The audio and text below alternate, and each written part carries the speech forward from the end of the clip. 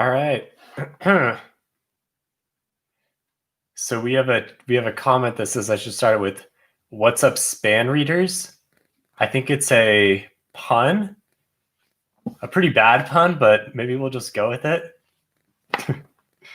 Some people like it. There are positive comments. What's up, span readers? This is Stephen and Phantology with another Rhythm of War chapter breakdown. We got chapter 9 this morning. We're just getting one at a time. He started off giving us two, but I guess we backed off a little bit. We have to be content with just the one. But this chapter, honestly, out of all of the Rhythm of War chapters we've got so far, this has been my favorite chapter thus far, which is maybe kind of weird because the previous chapters all had a bunch of fighting and action. And this one was more of a reflection. We got more secrets. Maybe that's why I liked it. I thought there was some really strong emotional moments. So I loved it. Fight me on that. Join our Discord. Let us know what you think of this chapter. If you like Phantology, you can find us online at www.phantologybooks.com, on social media at PhantologyBooks.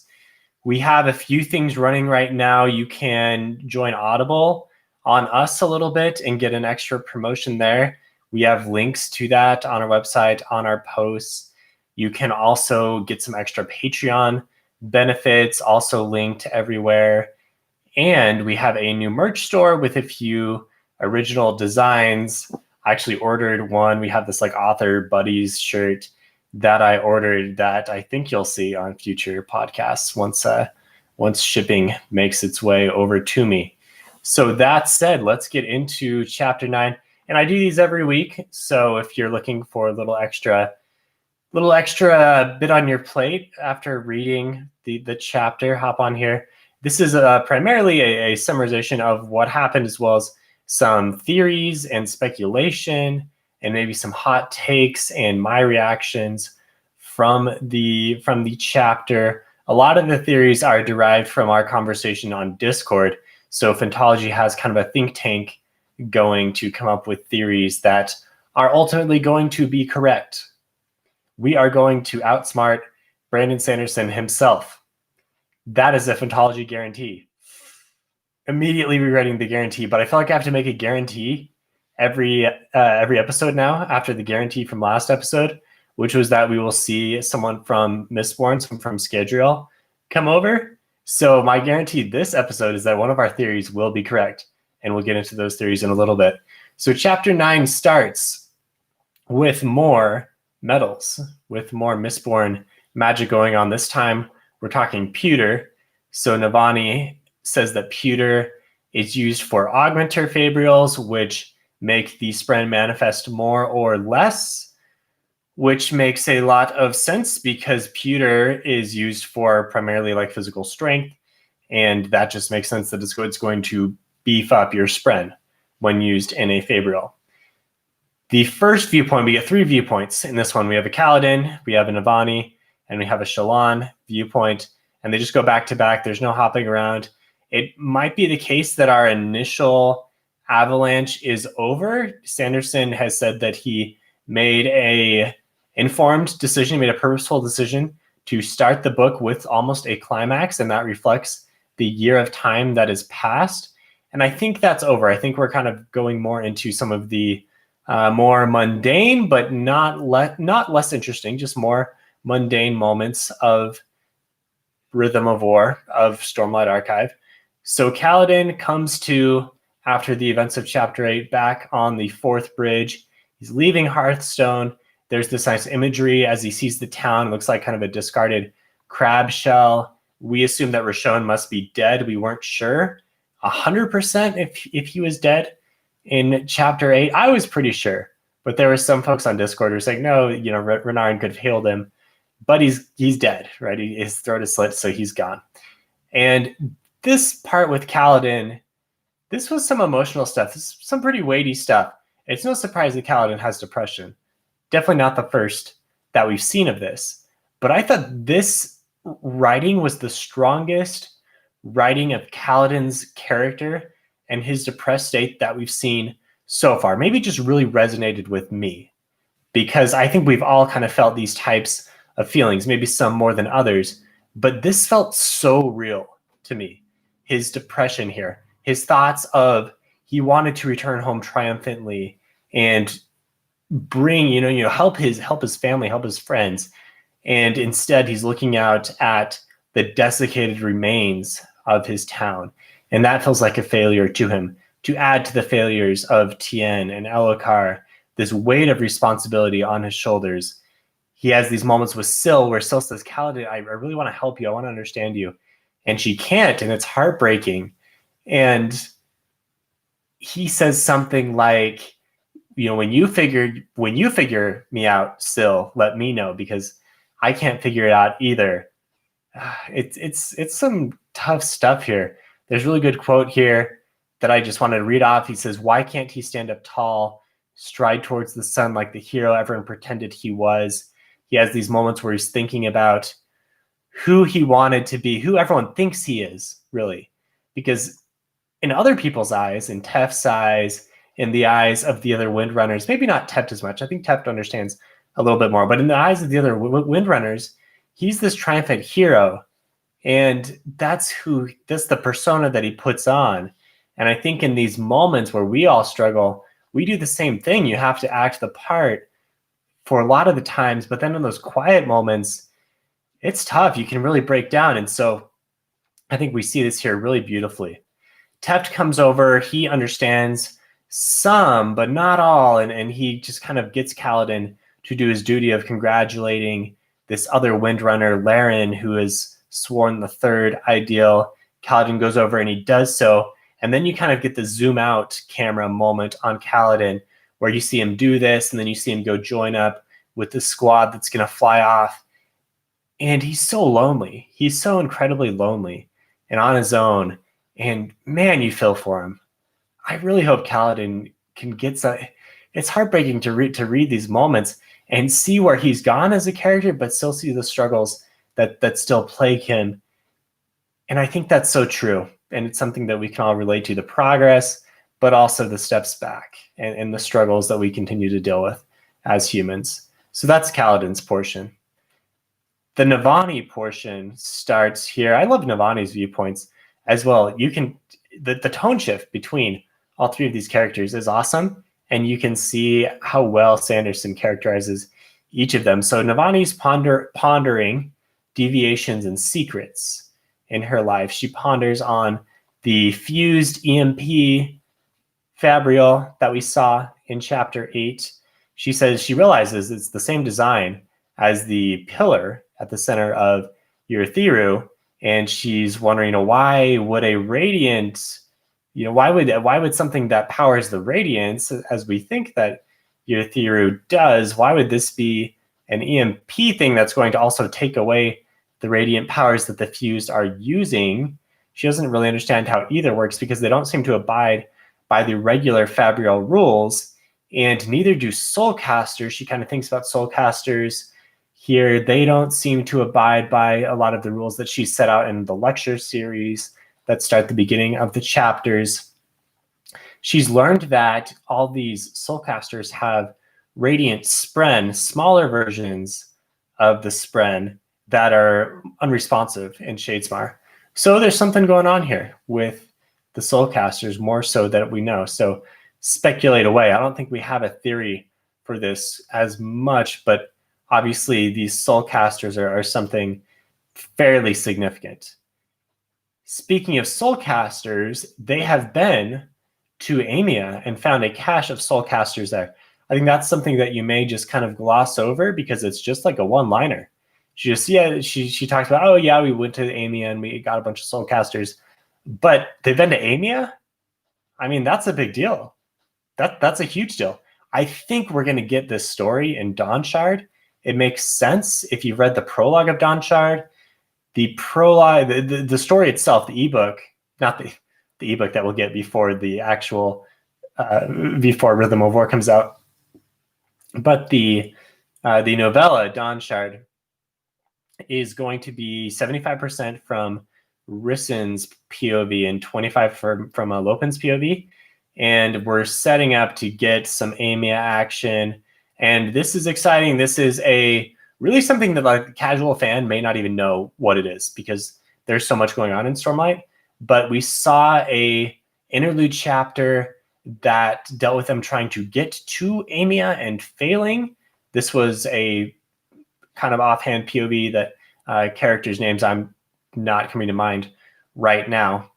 And we know that it's kind of this like separate island thing that has this whole mystery attached to it. We've seen Amiens in at least one other. Well, also Lift was or not Lift, but also Wit / Hoyd was talking to an Amien at the end of Words of Radiance when he's waiting for Yasna to return. I believe, correct me on that if I'm wrong. And the Amiens are these beings that are formed by a bunch of different crab shells. So they're not human. Anyway, I'm looking forward to figuring out what's going on there. They had a bunch of Fabrials, a bunch of Soulcasters, which seems odd.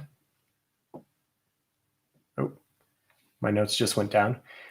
So Navani's making a bunch of progress everywhere except for here. She talks about how they're able to power Urithiru now, and a lot of these physical principles are making sense, and she's understanding more and more, except for the ability to handle the Soulcasters and figure out the Urithiru pillar and the EMP fused. I keep on calling it that until we get a better name. She's riding in this tiny palanquin thing. It's kind of like a cool little spaceship almost type of design. Dalinar is flying outside, and she reflects on that relationship and how Dalinar is still the stubborn man, but she loves him for it. She talks about she makes the analogy that Dalinar is flying like a chol through the air, while the Windrunners are sky eels. That's a fun analogy. I love how Sanderson's built out his world enough where he can make these analogies that make sense. That's pretty cool stuff.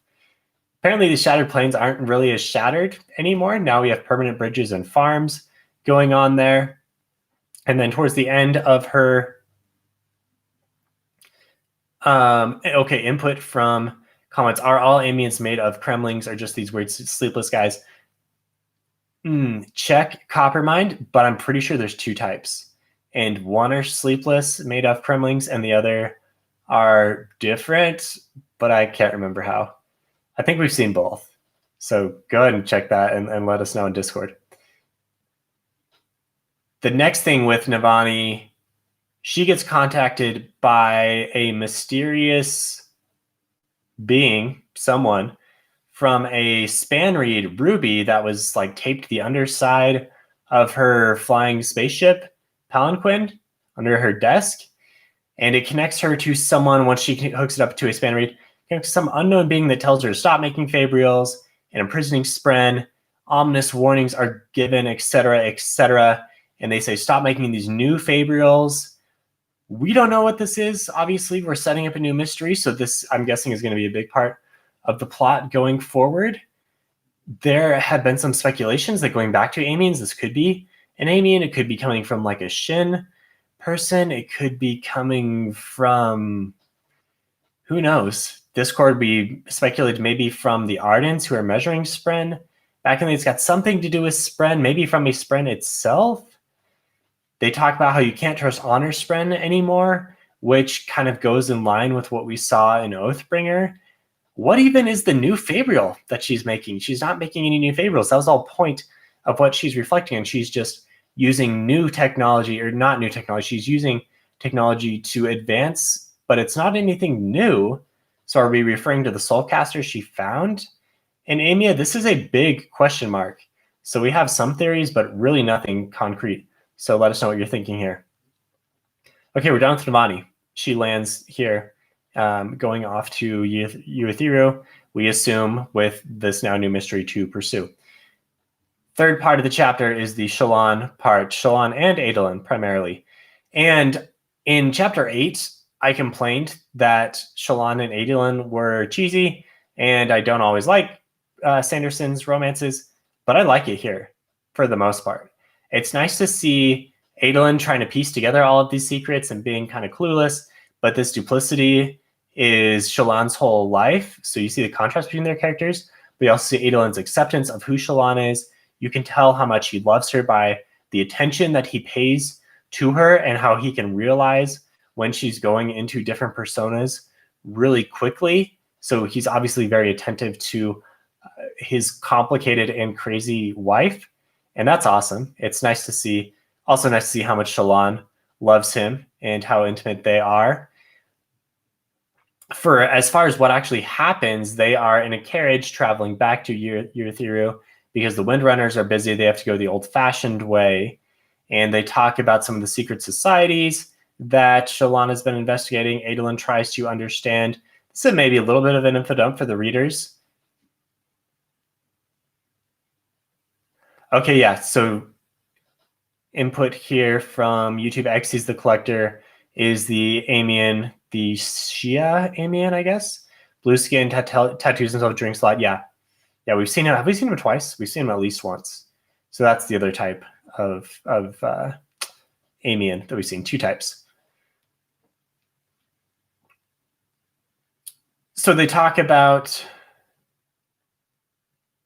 yeah, Dacian and Shia. Okay. So Shallan and Adolin, they're talking about these secret societies, and they're trying to piece it together. And Shallan, now we get a little more backstory hint as to what's going on with her. And she even gives a name to this lurking personality. We talked about this. Phantology predicted this, that there was a fourth personality. She calls it Formless. And this is a big red flag because it seems like this is just like an evil personality or something that has no form, no real like personality to it. It's just like a personality of despair almost, and she's keeping it at bay, but it's bubbling up. And our theory was that the fourth personality is the one that's actually the traitor. So Shallan herself is the traitor. We'll see. Yeah, Formless is the real Shallan. Another comment coming through. That's kind of the idea, right? That Formless is possibly the real Shallan, and Shallan herself is not real. It's some entity that she has formed for herself to hide from whatever Formless actually knows. And this maybe goes back to her backstory even further than what we saw in Words of Radiance. There's a theory that she did something to attract the Unmade. Well, first of all, there's a theory that there was an Unmade that was influencing her family and possibly made their fields go fallow and made her father be so unpredictable and violent. And so maybe Formless, the real Shallan, is the one that caused this to happen. Big unknown right now, but we are sticking to our theory with the fourth personality already been proved, so check mark there. But we're sticking to the theory that Formless / Shallan / something going on here is the real traitor that she's investigating, and this is going to come out and be the big reveal. The other big reveal that actually caused my mouth to drop a little bit was when she's reading into Iale's notebook.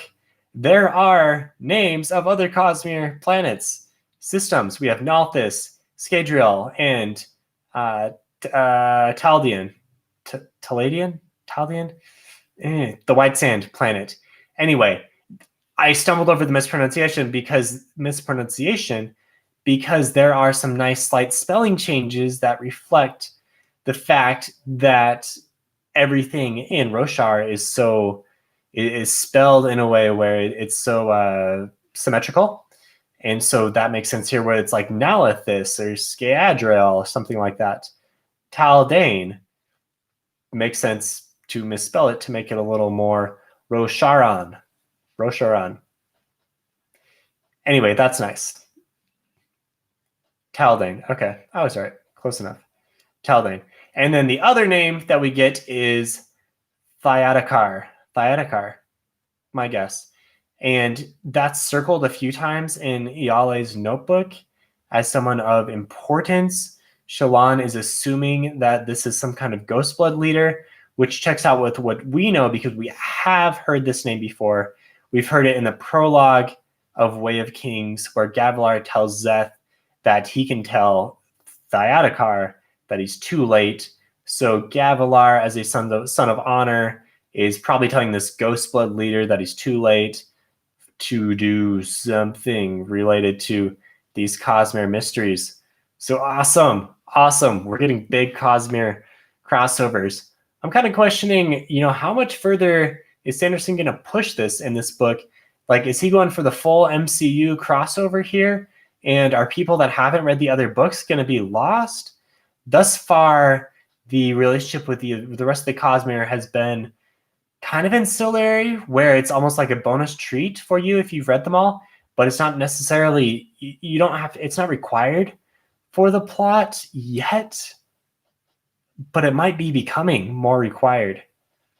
So we'll see. I'm interested to see her. I mean, as a passionate fan, sure, make it crossover as much as you want, Brando Sando, but I wonder how much he considers the reader who's only read Stormlight and how he balances that. I think that would be a nice question to ask him in these live streams. The chapter ends with Shallan getting close to a breaking point, and she's really, it's really looking bleak for her. Shallan and Kaladin both have it rough right now with their different mental states, kind of coming to a real breaking point. And Shallan, we're concerned, is going towards this formless state. She's unable to tell Adolin everything. It's really concerning. So looking forward to the next chapter now. I thought this one was great. Loved chapter 9. Hoping we get another.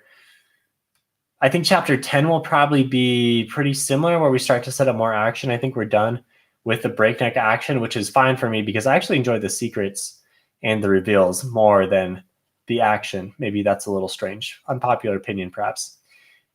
If you like Phantology, again, check us out at Phantology Books. Please hop on Discord and let us know your opinions, let us know your theories, and we will work them into our community and into our guarantees that we are going to get something right. Something that we predict is going to be correct. And yeah, Moash is gone. So we had a comment saying that the lack of Moash was great. He pisses me off. I think that's true. I think that's everyone's opinion, not an unpopular opinion. Very popular opinion there, John, that Moash is someone we can all hate. I think it's nice to see him on screen, though. It adds to the conflict. And I think everyone liked chapter 8 because we had that conflict in it. I mean, you have to have it. So that's it for me. Thanks for watching, listening, however you consumed this, and we'll see everyone next time.